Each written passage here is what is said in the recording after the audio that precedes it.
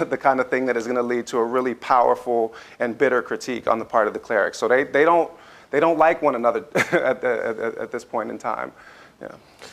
So one of the things which appears in the scholarship a fair amount is that there is this distinctive,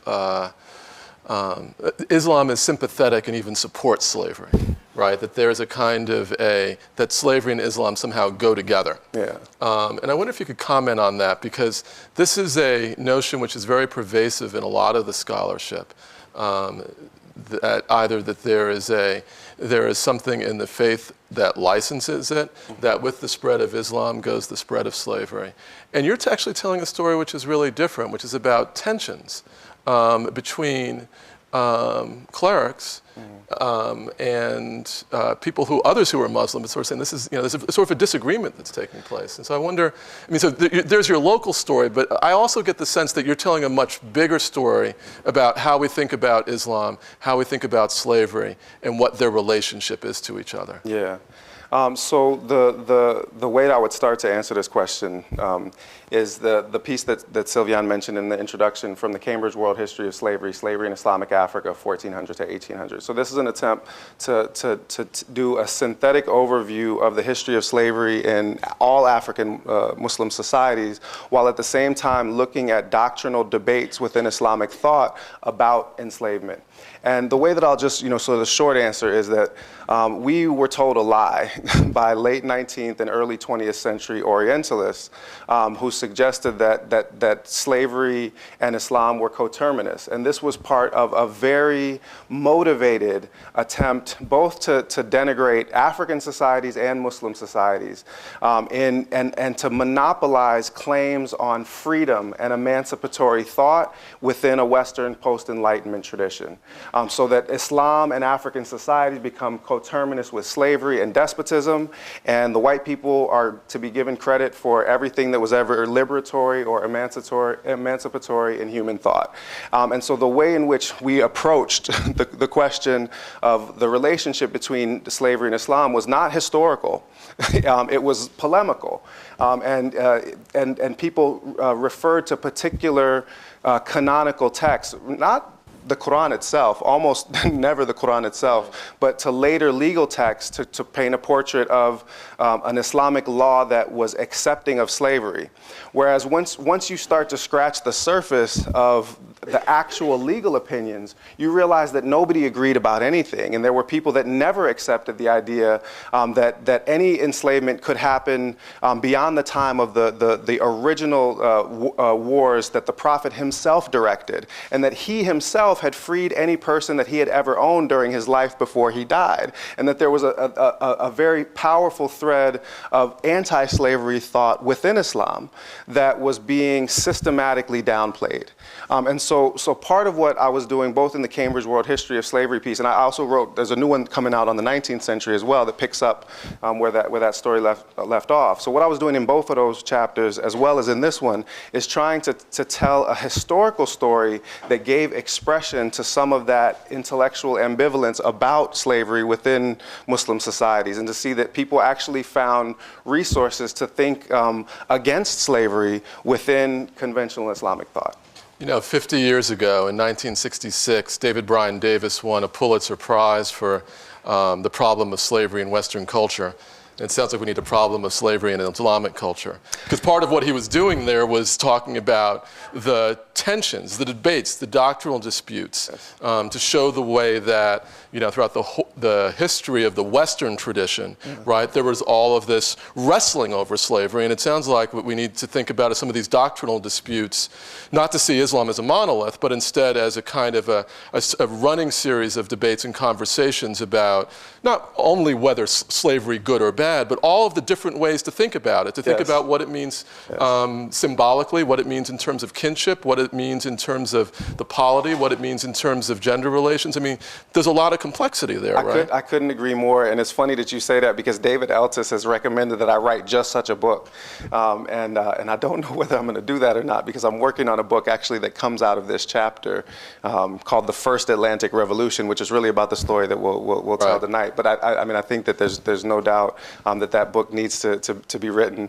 I'll throw in a quick vignette just to kind of capture, some some of the tenor of the early Muslim thought. This is also cited in the chapter, but Umar ibn al-Khattab, who was one of the first four caliphs in Islam, he's the second of them. During the time of the Arab conquest, so that there are captives that are being taken, and slavery is legal in all of the areas that are subject to the early Arab conquest. So there isn't necessarily a particular debate about abolition as such, but the idea that a person who becomes Muslim could still be kept as a slave was something that was abhorrent. So oftentimes they said that he would see people amongst the captives, the enemy combatants, and he would find them praying, and if he found them praying, he would immediately set them free. And they said, "Oh, Commander of the Faithful, don't you know that they're just deceiving you to get their freedom?" And he said, "Better to be deceived by the one who deceives us in favor of God than to keep in bondage one who prays to him." Yeah, that's great. I mean, I think maybe we should talk about the First Atlantic Revolution. Give us a little bit of preview of the second book. Yeah. And it really is, so I will confess that in reading the Walking Quran, I was stunned by the first chapter and the way that you set it up. It's not a subject that I know a great deal about, but I found it very compelling, deeply humane. More than most academic scholarship. I think it's a book that can be read profitably by anyone who wants to know something about the Quran and education and knowledge and West Africa. But I admit I've sort of really concentrated on the third chapter because this is something that I thought I knew something about. But I also knew that you knew things about it that I did not know and probably could not know. And vice versa, because I'm not about to read a bunch of 18th century British history. So I went immediately to this, and when you've been reading about a subject for a little while, you start to feel like you can't really be surprised by much, or you can be surprised at a small level, but you can't have the whole subject turned upside down. This turns it upside down and shakes it. Yeah, I mean, it really is. I mean, it's about a revolution, but it's also kind of revolutionary as an interpretation. So I'm not quite sure where to start. I guess the place I'd like to start is one of the gauntlets that you throw down is to describe what is a religious movement, that is also a political movement, that is also a social movement, as also an abolitionist movement. Yes. Now, if you read the scholarship, much of the scholarship that I know very well, and scholarship that I've tried to contribute to, there were no abolitionists in Africa. That's what they say. Okay, but this is actually a story not about an abolitionist, but abolitionism, like an entire movement itself. So, explain. Yeah. How's that possible? It's not supposed to be there. And yet and still, it happened. I mean, what the question calls to mind is Michel Rolfe Trio's wonderful monograph, Silencing the Past, Power and the Production of History.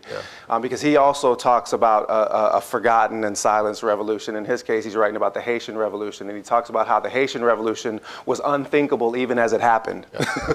Like, it was happening, but people still didn't want to believe it, because the idea that a bunch of illiterate Africans would would defeat militarily the most powerful empire of the time, and that they would establish the first also the most valuable colony in the Americas. Don't forget that part, because after that, the Napoleon's like, okay, well, that's it for the New World, and we get the Louisiana Purchase because those illiterate Congolese slaves largely would not stop fighting, even when the Creoles did. So his argument, in that book, is that the thing was unthinkable even as it happened, precisely because we couldn't imagine Africans, acting in this particular way. Now, this revolution functions to a certain extent, in similar fashion. It's a complete overturn of the social and political system in the Senegal River Valley, and really throughout Senegambia, because it acts as a magnet drawing people from surrounding countries into it. And it happens basically in this way, and I'll just try to do a short version of this. The reason why this chapter is in this book, which is called The Walking Quran, Islamic Education, Embodied Knowledge, and History in West Africa, that the argument of the book as a whole is that traditional Quran schooling, like you find in West Africa, is designed to not just teach somebody something that they'll understand in their mind, but rather to anchor the Quran as word in living human flesh. so that the people become, as the Prophet is described in a hadith, like the Quran walking upon the earth. That's where the title comes from.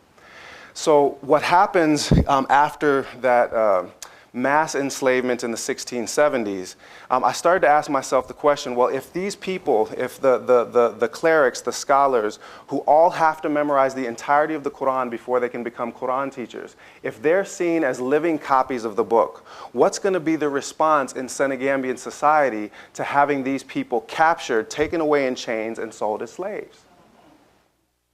If somebody trying to flush a paper copy of the Quran down a toilet in Abu Ghraib makes people upset in the Muslim world today, what's going to be the response in Senegambian society to have hundreds or thousands of human copies of the Quran taken away in chains? If that lunatic Terry Jones tries to burn as many copies of the Quran as he can find and the Muslims are in an uproar, what's going to be the response in Senegambian society? So I began looking systematically, and I knew of a couple of stories where the enslavement of a Quran reciter led directly to some kind of resistance. And I began to find dozens of these. In the end, I ended up with more than 75 individual incidences where the enslavement of a Quran reciter or the children of a Quran reciter or the spouse of a Quran reciter led directly to a revolt, a rebellion, or in this case, a revolution.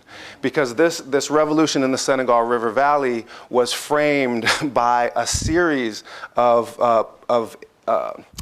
conspicuous incidences of enslavement of prominent clerics that increasingly radicalized the society. And this abomination of seeing people who embody God's holy word, his verbatim speech in Islamic thought, that's the thing that galvanizes the society and allows them to express a kind of general discontent towards the society that has come into being during the Atlantic slave trade. So they turn it upside down. And clerics traditionally in this region were people who never held political power. They were generally forbidden to bear arms. And they did so anyway. They taught themselves to do it because they said, if these are the kings that we got, then no more kings. They not only tried to abolish first the slave trade, then the institution of slavery itself, but they also abolished monarchy and introduce a kind of form of clerical republicanism. And that's where the first Atlantic Revolution idea comes in, is that this is not just a revolution that is about defining the bounds of liberty, in the same way that the American Revolution or the Haitian Revolution or the French Revolution is trying to define what liberty is, even if we end up selling out pretty hard on the whole slavery thing in this particular country.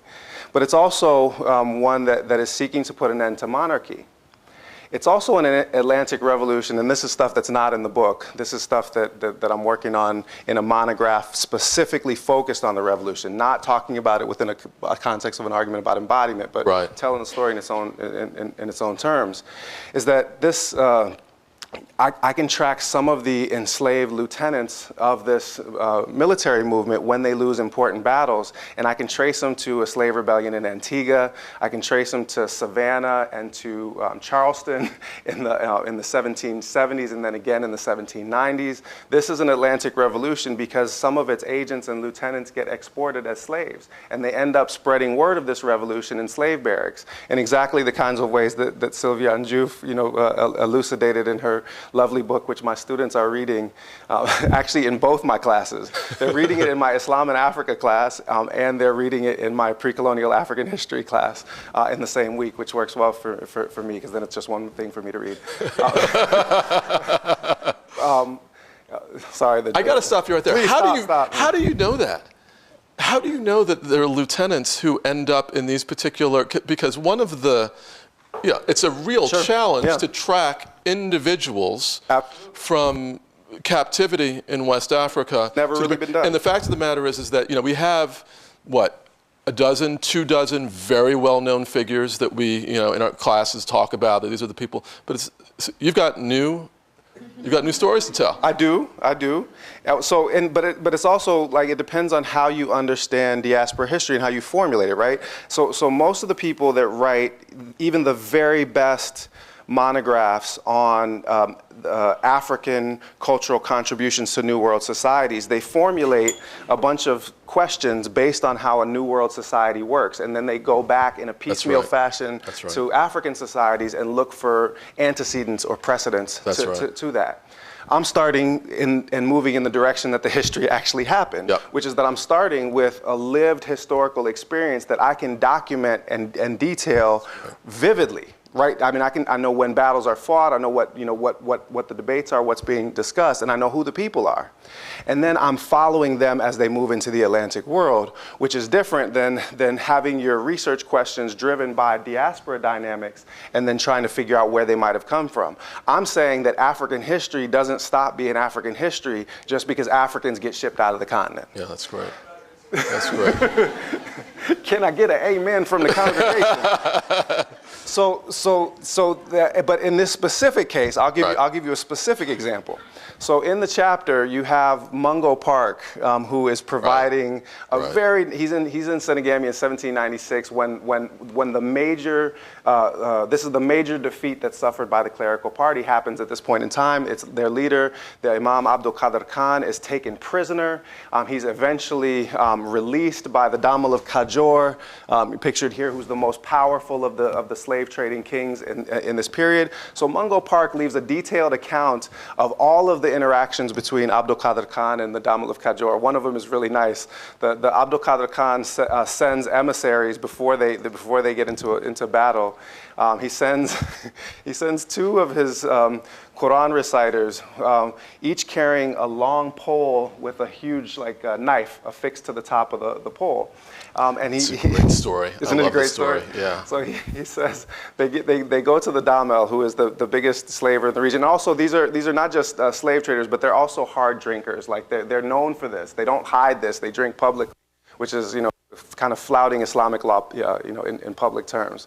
So the first man says, with this knife, the Imam Abdul Qadir will deign to shave your head, which is the symbol of conversion to Islam. It's also the thing that marks, the ritual state, entering into the ritual state that you need to go on pilgrimage. It's a rebirth. Okay, so with this knife, he'll shave your head if you will stop selling the Muslims and give up alcoholic drinks. And then the other one says, and with this knife, if you don't, he'll gladly cut your throat. So them's fighting words, So what the two parties end up clashing, and for the first time in 10 years, Abdul Qadir Khan, the leader of this revolutionary movement, he loses a major battle, and he's taken prisoner. And Mungo Park hears the story about how he's actually pardoned, and he doesn't quite believe it until he's on a ship that's supposed to take him to Charleston. This is a Scottish explorer going to Charleston. He said there's 120 slaves on the ship. He leaves an account, a detailed account. He says 120 slaves on the ship. 25 of them were literate clerics, and I conversed with them in Arabic. Wow. He said 9 of them were lieutenants of Al-Mami Abdul Qadir Khan. Al-Mami was the title in Pular. That's how you say Al-Imam, El-Imam, the leader in Pular. He was with them in the battle that they lost at Bungoy. He was with them by the tree when they lost, and they told the story of what happened there to him that day to me in Arabic, confirming what I had heard from the griots when I was there in 1796. Now, it's unbelievable. Yeah, but it gets better. It gets better. So, and this isn't in the book. Yeah. It's not in the Walking Quran. It's in the book that I'm working on now. So, the boat springs a leak. And so they have to bring the slaves up above board to have them bailing water out of the boat, and it's not going to make it to Charleston. So they have to go to Antigua instead, because it's the closest point that they can go aboard, and the ship has been totaled. So, well, in other words, it's a loss. It can't be saved. They have to liquidate the cargo, which is the people. So they have to sell them all on the spot. And so I'm learning about this before I go to do some research at the British Public Records Office, and hopefully we'll also talk about how the British sources end up really, shedding new light on this particular story. But using David Eltis's wonderful slavevoyages.org, this Atlantic slave trade database, which if you haven't used it, use it. It's extraordinary. It's extraordinary. Please say a word or two about it. Just very quickly, a team of historians over the course of probably 30 or 40 years have collected information on what every known slave voyage that they've been able to record. 35,000 are in this database, going from the mid-16th century down to the late 19th century. And there's all kinds of information that's not in it, but what is in it is fascinating, because you can manipulate the information in any number of ways. By the nation from the European nation that was involved, the owner of the ship, the names of the captains, the number of sailors, the individual ports at which a ship went on, where they traded, how many embarked, how many disembarked on the other end in the Americas, which is almost never the same number. I could go on and on about them. It's sort of the ways that you can manipulate this and find all kinds of useful. And actually, I have a question that comes out of that. To make it concrete, one of the things that you can do with it is that you can research all of the voyages that come from Senegal and Gambia only, that come from San Luis, Gorée, and Fort James, and which ones go straight from there to Savannah and to Charleston, for example, which is part of what. So did you find the boat? Not only did I find the boat. So one of the things that you learn from the database is that there aren't any imports into Antigua from predominantly Muslim areas for a span of about 20 years before this particular boat arrives. So I'm thinking, man, these brothers are going to stick out like a sore thumb in Antigua. And I don't have time to, and also I don't know anything about plantation records in the New World. I am not a historian of the New World. I'm an Africanist. Nah. We're getting there. So I said, well, let me see what I can find while I'm here in London. I said, well, maybe there's newspapers. And there was a colonial newspaper that started in 1786 for Antigua. And 6 months after this boat arrives, there's a slave rebellion. And the paper talks about it. And then I kid you not, what it actually says in the newspaper, that the slave rebellion was fomented by a mysterious slave known by the name Gorée. The point of embarkment associated, slaves were often called by the place in Africa from whence they were sent. Now, so do I have a smoking gun? I was about to say it's a smoking gun. It's about as close as you're going to get.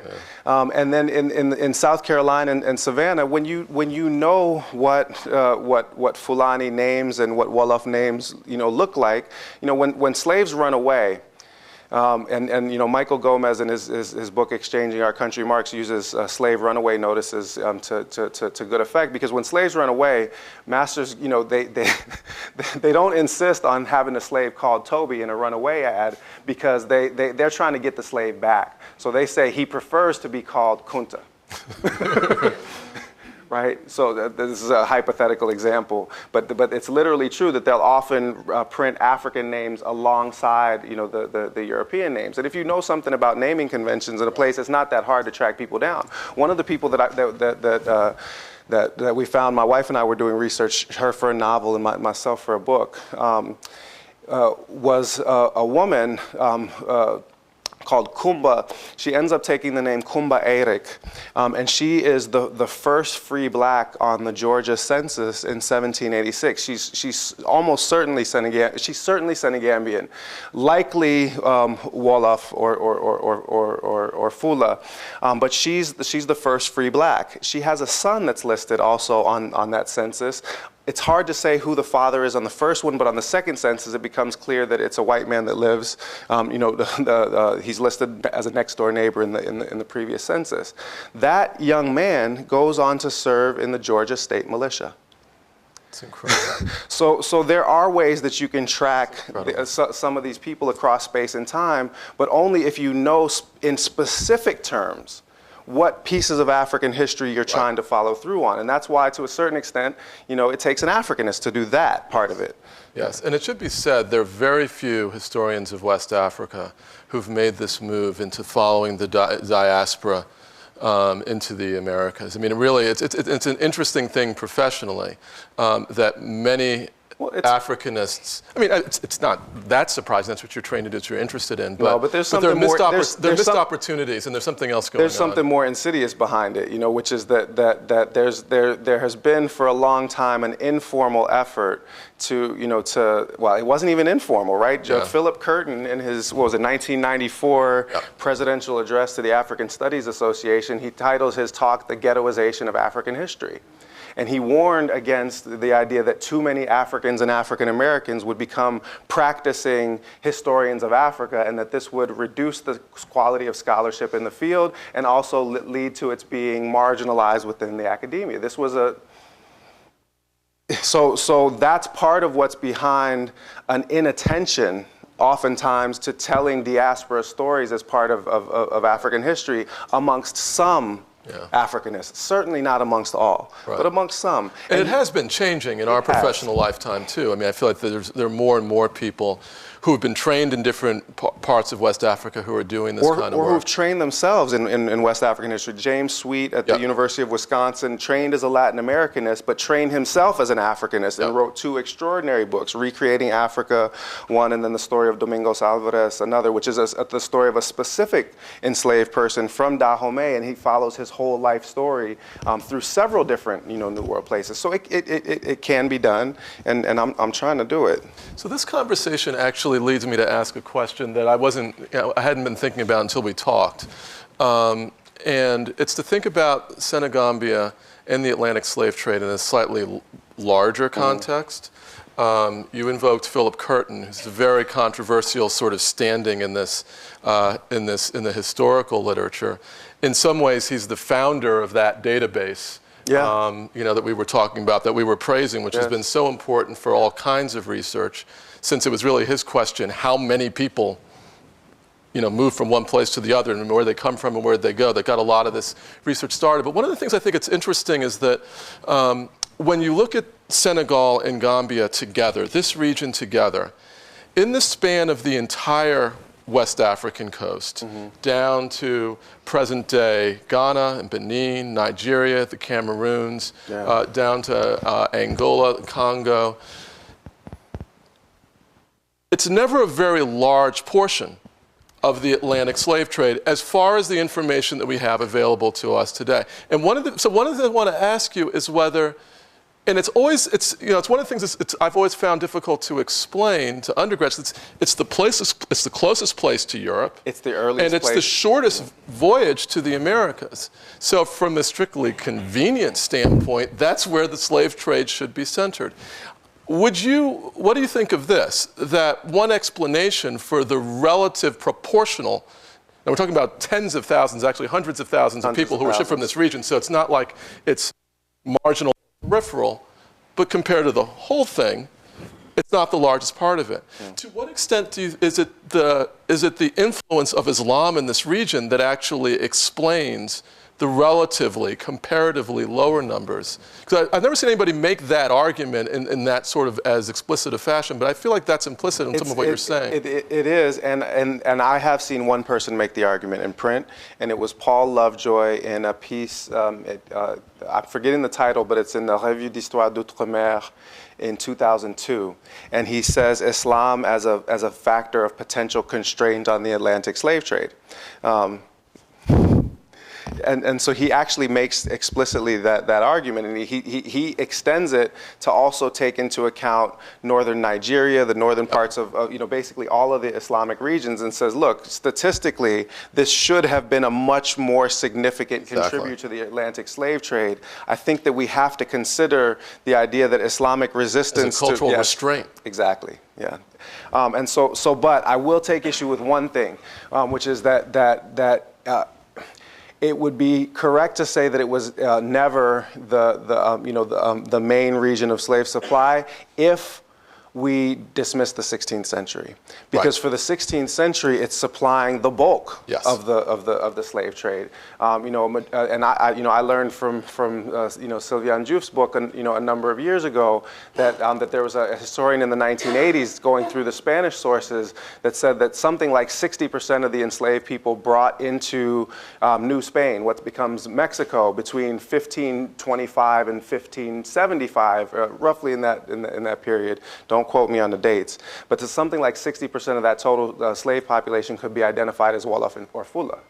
Yeah. So that you had actually not, Muslims oftentimes are a plurality. They're the largest group in a diverse group of enslaved people. But in the 16th century, it was frequently the case that they were actually a majority. Yep. And that the impact of the Atlantic slave trade on Senegambian society in the 16th century has been largely underexplored, in part because the Atlantic slave trade database is weak on the 16th century. It's also weak on Spanish sources, and it's weak on Portuguese sources. Yep. So the numbers that they have, I mean, in my opinion, are likely to grow by as much as 20 to 30%. Because if you look at it from the side of the Spanish sources, and I was blessed to teach a class with Sherwin Bryant, a historian of the Andes, when I was teaching at Northwestern, and he was saying, look, I got Jalofo slaves all over my Spanish sources everywhere I turn. Somebody should write a history of a political history of Senegal in the 16th century just off of what you can find in the Spanish sources. But of course, that has never happened, right. Because people have tended to restrict themselves to French colonial sources, yeah. Which actually brings us around to what's so specific about this story and what's bringing us right. together on this one, right? Is because part of the story that you're telling right. is in the book that you're writing is about the British colony of Senegambia, which right. people forget that it even existed, but because they think of Senegal as a French colony. But what drew me to these sources in the British Public Records Office was that I realized that during the time of this revolution in the 1760s and 1770s into the 1780s, Senegal was not a French colony at all. Yeah. And that the British archives were the place that I was likely to find archival materials that were on the revolution. And that's the fact of the matter is that the amount of material that's there is very abundant. It's staggering. And almost entirely untapped. Yes. So we're going to open this up to questions in just a minute, but I'll just say that the piece of this that brings me to this subject is what is in fact the first British effort to colonize West Africa in the 18th century. Some of you will know about Sierra Leone and the founding of Sierra Leone. Refugees from North American slavery who leave with the British and settle on the West African coast. Well, 2 decades before that was actually the first British colony in West Africa. When I learned about this the first time, I had been working on the history of British slavery and anti-slavery in the Atlantic slave trade for about a dozen years. I'd never heard of the province of Senegambia. It's an extraordinary instance in which an entire colonial project can vanish. Can literally vanish. It's as if it never happened. A 25-year period in which the English occupied the base of the Senegal River, ran it like it was a colony, like it was South Carolina, in terms of the way they had tried to administer it. They didn't settle it with families. They settled it with garrisons, with soldiers, and with sailors, and with traders. There were only English men. There were no English women and children there. But from the standpoint of the British government, this was a province of the crown. And even more than that, what they wanted to do, ideally, was turn the Senegal River into the Chesapeake. They absolutely did. They imagined cotton plantations, indigo plantations. They imagined turning this part of West Africa into a New Britain, effectively. Now, there's a lot to say about it, but it was a failure from beginning. Then we were laughing about this before we came in, because it's one of the reasons why no one knows this history is this an embarrassment from beginning to end for the British. And remarkably, even in the immediate aftermath of it, when this thing fails in the mid-1770s, 1780s, in part because of the Atlantic Revolution that you're writing about. And I'll say so the British are facing revolutions in North America and in West Africa the exact same period of time, and losing in both of them. They immediately afterwards, it's as if it never happened. The British spent the next 25 years debating the future of their slave trade and the future of their West African commerce, about trying to get Sierra Leone off the ground. There is no reference anywhere in British sources, and I've read a lot of them, to the province of Senegambia. So it literally disappears. It's not only that we don't remember it today in the 21st century, several years afterwards, this attempt to build a colony, build a province, there is, largely forgotten. So it's another one of these sort of, it's kind of unthinkable in a different sense. That the British are supposed to be competent, powerful, exert military authority, and they all die in droves and leave in embarrassment. Well, and they're at each other's throats. I mean, they're literally killing one another. There's one mutiny after another in this colony. But it's good that we brought it back to the British sources in the end, because the one place where there is a trace left, and this is one of the most, I think it was one of the most significant sources that led to this particular chapter, is the Reverend Thomas Clarkson, who is essentially the founder of the modern British abolitionist movement, and he's also the unacknowledged founder of La Société des Amis des Noirs, the first modern French abolitionist movement as well. He's the founder of both of these, in point of fact. He writes extensively. The first book that he publishes, he spends about 15 to 20% of the total page count in the book talking about this revolution. And he knows Al-Mami Abdul Qadir Khan's name. And he gives him the last word in his text. And he says, this wise and virtuous Al-Mami is a model for the sovereigns of Europe, because he's done what they don't have the courage to do. And he's made more of a contribution to the causes of liberty, justice, humanity, and religion than they have. And this is coming from a British Protestant abolitionist praising an African Muslim ruler for doing what the rulers of Europe have not yet had the courage to do. And that's the other sort of Atlantic dimension of the story that I'm trying to tell in its fullness, is that this story that abolitionism emerges fully formed like Athena from the waves, carrying some version of Greek Enlightenment with it, is bogus, because when Thomas Clarkson is trying to push the British to abolish the slave trade, he's lauding an African Muslim ruler who has already abolished it. So the chronologies and the cause and effect stories that we have about how abolitionism comes from enlightened white people and is then spread to other less white people doesn't hold up even in the life of the founder of the modern abolitionist movement itself, because he's singing the praises of Abdul Qadir Khan. And he knows details of the revolution because he's interviewing all of those slave ship captains that have been operating the British trade, and he interviews all the slave ship captains that have been operating the French trade. So he gets detailed reconnaissance. He's giving you dates and places and names, and he's telling you that first he he created an embargo. He wouldn't let the slave traders cross his territory. Then he gave, and this is how he effected his abolition, he would give freedom to any person who would recite a single verse of the Quran. Not a chapter of the Quran, a single verse of the Quran. For Abdul Qadir Khan, not even the tiniest fraction of God's verbatim speech should ever be held as a slave. And it was said that, when sometimes I hear from the students, yeah, but Professor Ware, he's saying you still have to become Muslim in order to get free. And that is true, but everyone in the area is Muslim to begin with, even the enslaved people. And he also doesn't, in the oral tradition, what he's credited with saying, he said the Muslim that should be protected from enslavement is the one that says, La ilaha illallah, there's no God but God, even if he pronounces it, Ra iraha irra. In other words, fake your way through it, and I'll put you under my protection.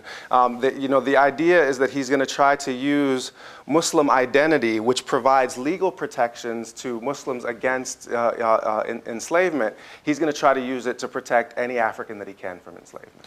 All of this is in the third chapter. Yes. Titled "The Book in Chains." It's a truly brilliant turn. I think we should probably, obviously, we could talk for a while. Several days. Several days, exactly. So, but I think we should open it up a little bit and give people a few minutes to ask some questions. So, in front. This is so interesting and very fascinating. I don't know a ton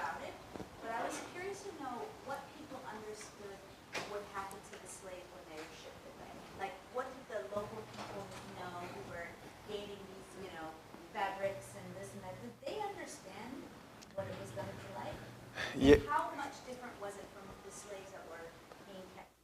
They knew a lot about it. The people that were putting people in the boats sometimes ended up in boats themselves. Repeat the question just so that everybody can hear. What did people that were involved in trading slaves know about what their ultimate destiny would be, and were there dramatic differences between the kinds of plantation slavery that people experienced in the New World and what was existing at the coast? Is that a fair representation of your question? So the answer to the first part of the question is people can't pretend like that the Africans that were involved didn't know what was going on. They did, and in fact, it sometimes happened that their own lieutenants would be taken as slaves. Sometimes when they owed debts to European slavers, they would themselves get liquidated and end up as slaves. And this comes across a number of times in the Portuguese, sources, and stories like that, circulate. Sometimes people even made it back. After these kinds of experiences, and there's a prominent story of one of these people in the chapter that you have here. So people know when you get away from the coast, people don't have a lot of detailed information. One of the things is that pretty much all children believe that white people eat people, and that's what happens to the people that get sent into the Atlantic slave trade. The white people chew them up and spit them out, which is not really that far from the truth. There's another story that's frequently told in West Central Africa about that the slaves go to the coast and there's a human sacrifice that's done. They're killed there and they get thrown into the water, and the sacrificed body of a slave is the only thing on which cowrie shells will grow. Now, cowrie shells are used as currency in this region. So this too is true. Even if it's not necessarily biologically possible, it's nonetheless true. So people know that this is death, practically speaking. But there are always, in these societies, when the demand is that great for enslaved persons coming from the New World, there's always somebody that's going to be willing to trade under those circumstances. And you already saw in what I described from the 1670s about how when groups come to power that are opposed to the Atlantic slave trade, the Europeans, while they might not be able to go in and force the slave trade, they're perfectly capable of arming and providing logistical support and providing gunboats and soldiers to parties who are interested in continuing the trade. And that's what they do. Clarkson refers to this in his letters on the slave trade. He said the policy of Europeans in Africa is to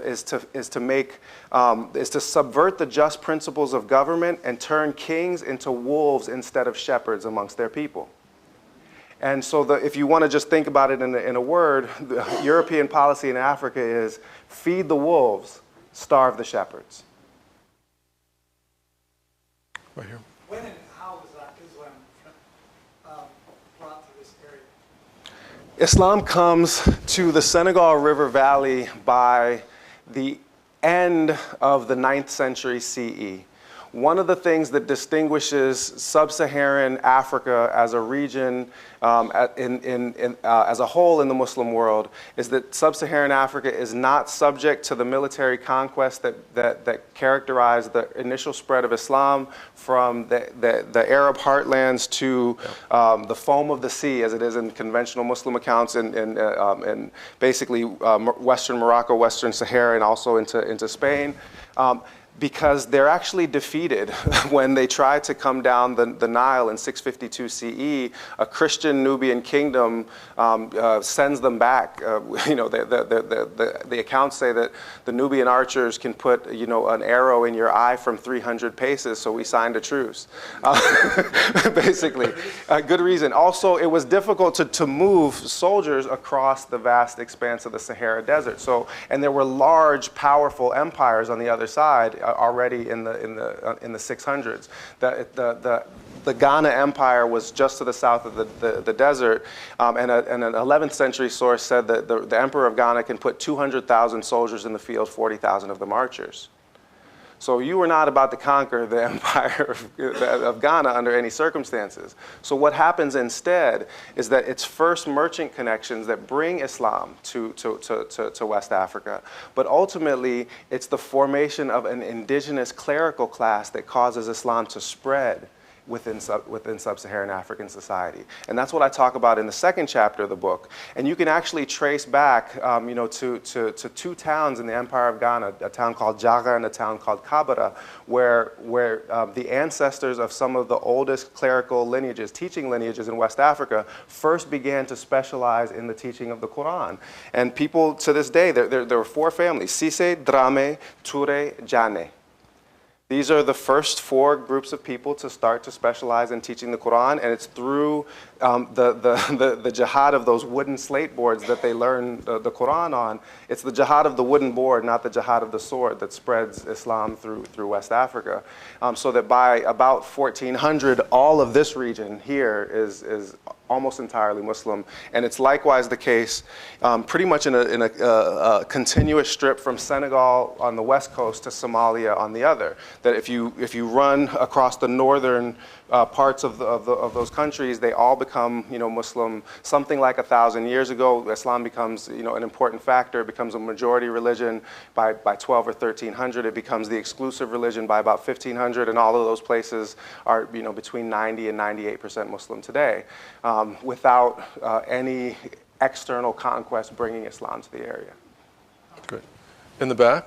Yes, I had a question about Senegambia, the role to African Americans. You hear a lot about the connection in that region. I was just wondering if you could kind of explain the history, context of the contribution to the country. Yeah, I mean, it's significant.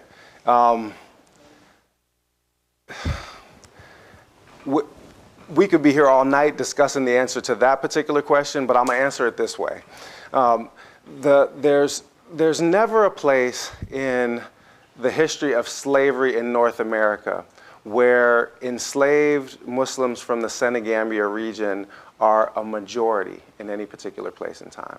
But there's a number of places where there are plurality at specific foundational moments. They're the largest group amongst the enslaved population in the Sea Islands of Georgia in the 1770s to the 1790s. And this leaves a huge imprint on African American culture in those coastal regions.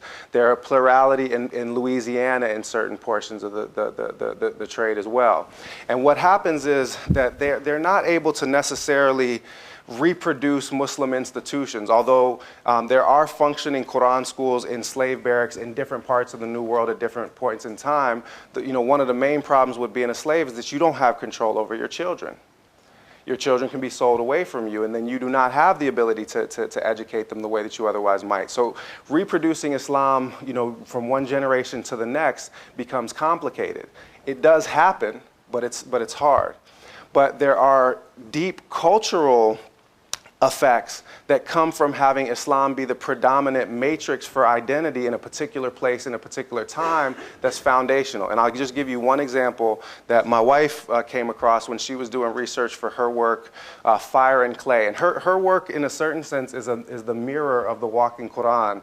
It's a story it's a novel that's about a marriage between a Muslim cleric in the Senegal River Valley in the 1770s, and a Muslim female jinn, a genie, a bodiless spirit that can take human form. And the jinn figure prominently in the story that I'm about to tell. So I was teaching a class, African popular culture, and we were talking about quote-unquote African superstitions. And one of the African American students in the class said to me, well, if you ever swept over my grandmother's foot with a broom, she would fly into a rage. How many people know this one? Okay, so I asked him what I'm about to ask you. What do you do if somebody sweeps over your foot with a broom? You spit on the broom. And what's the other thing you can do if you don't spit on the broom? Throw salt over your left shoulder. You just did over the right shoulder, but my grandfather always threw it over his left shoulder. And if you ever got anywhere near his foot with a broom, he would jump back. And to this day, I jump back if you get anywhere near my feet with a broom. Get away. What's wrong with you? So we're mentioning this in class, and there's a Pakistani girl sitting in the corner of the class who hasn't been paying any attention to anything anybody said until we get to this point, and she said, wait a minute, what are you supposed to do if somebody sweeps over your foot with a broom? And we say, spit on it. She said, that's exactly what we do in Pakistan. And so I come home and I tell my wife this story, and she says, oh, I understand this. She said, I was doing research for my book about the jinn. Okay, and she was systematically collecting folk tales about jinn from one part of the Muslim world to the next. And jinn are often associated with brooms. They're associated with brooms in West Africa in particular because they're the things that are used to sweep outhouses and kitchens, both of which are outdoor spaces where impure material is found, blood and waste. And especially maleficent jinn are attracted to those kinds of areas. Okay, so the classical Islamic theologians said that you protected yourself by pronouncing words of protection from the Quran. Usually the last two surahs of the Quran that are known as the two protectors, you say them and you spit the saliva. Or you throw salt because jinn that incite people to evil follow them on their left shoulder. Whereas jinn are just like people. They can be good or bad. And the good ones will tend to follow you on your good hand, on the good foot, as James would say.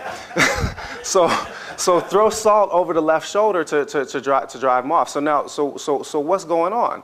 The people saw this, one generation after the next, repeated it. African Americans still know, down to this day, that if somebody sweeps over your foot with a broom, you have to spit on it, but we don't know the words of the prayer anymore. So that at deep levels in African American culture, there's an Islamic imprint, even when we're not necessarily aware that it's an Islamic imprint at all. Yeah, please.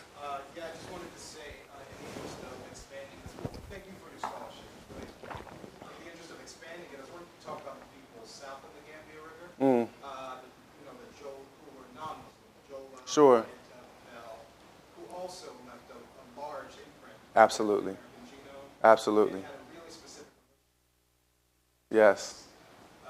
Not Fututoro, but a In- little bit further south. Well, in Fouta Djallon with the Fulbe population there. Were really tied into the trade as well. But Sure. they often were not Muslim. But Right. Trying to be traditional.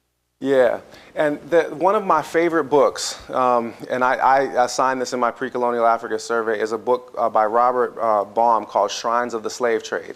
And it's about Jola religion. And in a lot of ways it's about Jola religion, especially during the period of the slave trade. And it tells a story that's in a lot of ways similar to parts of the story that I tell in this book. It talks about how initially in Jola shrines, there are no shrines that are associated with slavery. Slavery probably doesn't even exist as a social institution. But as all of a sudden, this form of wealth becomes common with the rise of the slave trade, suddenly shrines start popping up that are of slave fetters. And there's particular sacrifices that you have to do to expiate the sin of kidnapping someone from within your own community and selling them. So that ultimately the religion gets corrupted by this influence from the Atlantic slave trade. Now the difference is, and I think that this is significant, is that corruption is clearly taking place with the hereditary kings. But Islam provides a legal language that Muslims should be protected from enslavement by one another, that allows a framework of identity larger than just any village or any region or any ethnic group. People that come from different ethnic backgrounds and different national origins decide that they have a common endeavor in protecting one another from enslavement. And that's extraordinarily rare anywhere else in Atlantic Africa, because every ethnic or political division has cash value. When there are Europeans that are willing to trade you valuable goods for the enslaved bodies of political rivals. So you don't see the kind of large imperial states that you saw in earlier eras in West Africa, because now every possible division is monetized. Yep. There are centripetal forces, the demand of the slave trade itself, that's pulling societies apart. Jola, Kikongo speakers, Kimbundu speakers, it doesn't matter. They're all subject to the same pressures. But part of the answer to your question from before, right, is that, well, maybe part of the reason why, this is going to sound really messed up, but why Islamic West Africa underperforms as a region of supply for the slave trade has to do with the fact that there's a matrix of identity which allows protection to be extended across national and ethnic borders. Now, it doesn't always work. These people end up fighting with and enslaving one another too. And the story in Futa Toro is a unique story. It's not a common story. It's more radical and revolutionary than anything anybody else does in that period. And that's why, I'm particularly drawn to that story. I feel like we should probably let you go soon since we're 15 minutes past our time. I'm looking around for Gene Strauss to tell me if we can go on a little bit longer. What do you think? I can take one or two more. A couple more questions? Okay, up front. Wait for a while. I got to visit Fort James and Kente Village. Yeah. And I'm sure that y'all have been there too. I've not. I've been to Banjul. I've never been to Jufure, the village, no. If it's a question that's specifically about the village, I can't answer it. Probably talk to the same, when you go, Right. talk to the same people that and I just was wondering if you were convinced that was where Kunta Kinte came from. But I mean, since you didn't go there, It's a little hard to know what people are saying exactly without having had the, experience. Yeah, right here. We've heard a lot. Thank you, Chris. Wow, as you were talking, we heard a lot of names of men, male stories, and I'm curious what the story of women. Yeah. It's a great question. So the teacher of Islamic law for Abdul Qadir Khan, the founder of not the founder, he's the leader of this movement. The founder is a man who's actually killed in battle in 1776, but the leader that shepherds this movement from the 1770s into the 1800s. The teacher in Islamic law for Abdul Qadir Khan was a woman, and her name was Khadija bint Muhammad al-Aqil. She was Mauritanian, but all of both the Senegalese and Mauritanian scholars of her period all studied with her because she was reputed to be the most accomplished scholar, not only in all of the ordinary sciences, but also in all of the esoteric sciences of religion. Her own brothers, who had received authorizations to teach texts from their father, renewed their teaching licenses for those same texts with her, because you were thought of as deficient if you hadn't learned from her. And it was, if you read the second chapter of the book and also the fourth chapter of the book, you'll find a great deal of attention to the role of women in traditional Quran schooling and also in circuits of Islamic scholarship through West Africa. The short version of the story is that in the pre-colonial period, probably something like a third of the ordinary contingent within a Quran school are going to be girls. And that which is obviously much, much higher than a percentage than anywhere in Europe in a similar period. It sounds bad now, right, to say only 33%, but that's going to be 4 or 5 times higher than a similar percentage for most places in Europe at this particular point in time. And women, girls rather, they're thought of as having a deficient education in the following way. The ordinary way of giving somebody a rigorous Quranic education is you take them away to the home of a cleric and you leave them there until they memorize Quran. And you say, when you turn them over to the teacher, give me back a Quran or a corpse. Wow. That's also the walking Quran, right? I want that boy back as a book, or you can keep him. But this is not done with girls because girls don't spend the night outside of the home in West Africa. It's conservative in that way. So girls attend Quran schools as day students, and therefore they don't study for the same number of hours as boys, and because of that, their schooling was thought of as deficient. However, within clerical families, when you have the requisite teachers, not just for Quran, but for all of the religious sciences of Islam already within the family, then it was not only not uncommon, but it was actually ordinary to find extremely accomplished female scholars. They just always came from families that already had an established reputation for Islamic learning. it was unusual for girls from a non-clerical family to become religious scholars, whereas boys from non-clerical families sometimes would become religious scholars. That almost never happens in the case of girls. But within those clerical families, some of them become some of the most important intellectuals in West African history. Asma'u, the daughter of Usman Dan Fodio in northern Nigeria, several of Ahmadu Bamba, the founder of the Muridiyas, several of his daughters become important authors, not only in Arabic, but also writing the Wolof language with the Arabic script, which was also very common. And actually, practical literacy in Quran schools was usually taught to girls before it was taught to boys. Precisely because people thought that there were useful domestic applications of writing your mother tongue in the Arabic script. So what was often done is people would take the wooden tablets that they used to learn Quran, flip them over, and give voweling lessons so that you could write any language that you wanted to using Arabic letters. So girls are an important part of the story, even if they're not a big part of the political story. There is a nice monograph by my colleague at University of Michigan, Rebecca Scott. She wrote a book called Freedom Papers. And it's a multi-generational history that starts with an enslaved woman from Futa Toro who turns up in Saint-Domingue. There's just one cryptic entry about her, Rosalie de Nation Poulard, Rosalie of the Poulard Nation.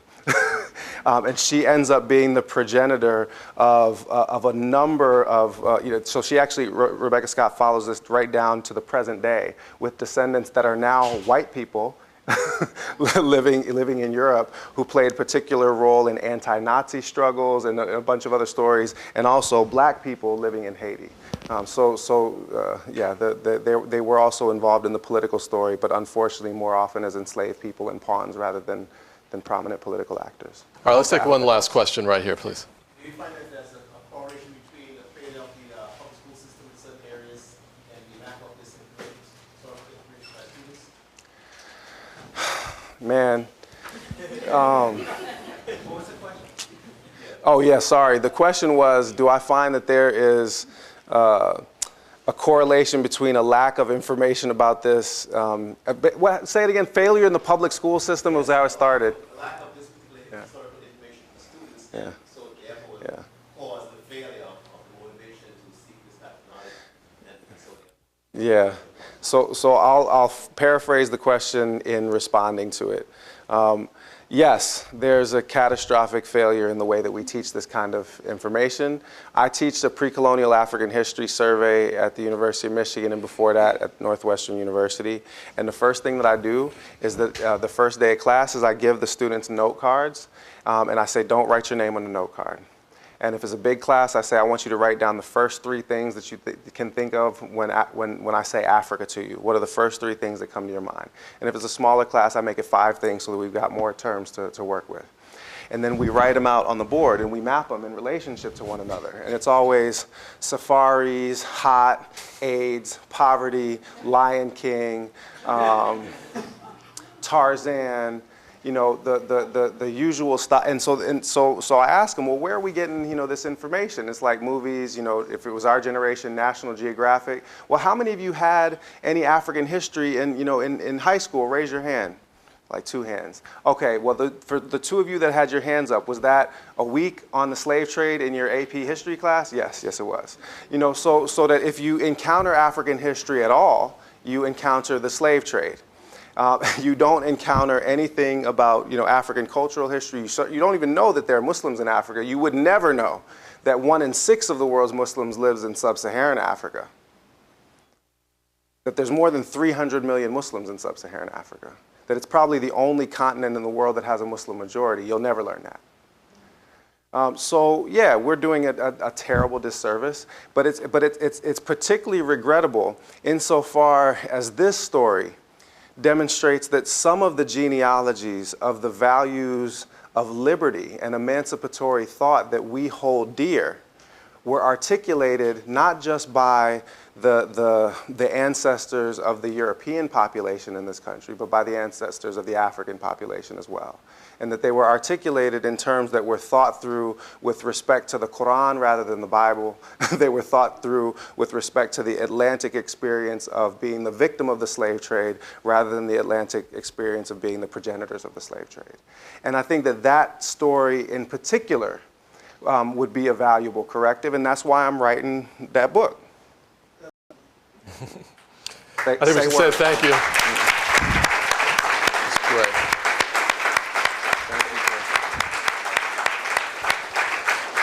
Thanks again for coming, everyone, tonight. And we'll be out in the hallway signing books. Come up and say hello. We'll be happy to chat. Thank you. That Nice was so job, much man. fun, man. That was great. Thank you. It's just terrific. Hi. If you go up the river, there's an island, I think it's George Island.